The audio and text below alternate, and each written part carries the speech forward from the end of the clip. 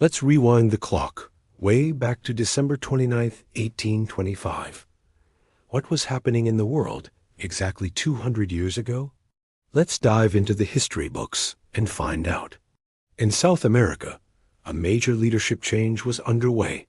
The newly independent nation of Bolivia, which had just declared its independence earlier that year, saw a pivotal moment.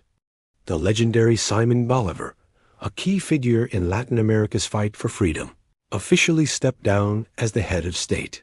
He handed the reins of power over to his trusted general, Antonio José de Sucre.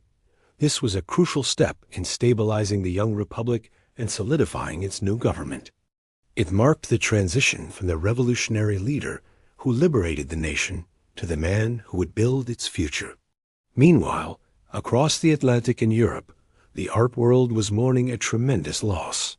On this very day, Jacques-Louis David, one of the most influential French painters of his time, passed away. If you've ever seen iconic paintings like The Death of Marat or the magnificent Napoleon crossing the Alps, you know his work. David was a master of the neoclassical style, and his art didn't just capture scenes, it defined an entire era. His death marked the end of a chapter for French art, leaving behind a legacy that continues to inspire artists to this day. Now you might be thinking, what else was going on? While December 29th itself wasn't packed with other major headline events, the world was anything but quiet. This date fell right in the middle of a period of intense political change. Just 3 days earlier, on December 26th, the Decembrist revolt had shaken the Russian Empire. This was an uprising by army officers demanding constitutional reform, and its aftershocks were still rippling across Europe. So, while our specific date highlights a political transition in South America and the passing of a great artist, it was part of a much larger global story of revolution, independence, and the birth of new ideas.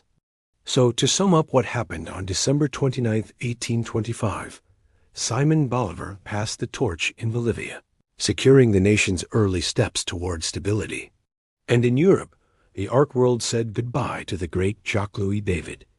It was a day that perfectly captures the dynamic spirit of the 1820s, a time of new nations being born and old eras coming to a close. Thanks for joining me on this trip back in time. If you enjoyed this, don't forget to like, subscribe, and hit that notification bell for more historical deep dives. See you in the next video.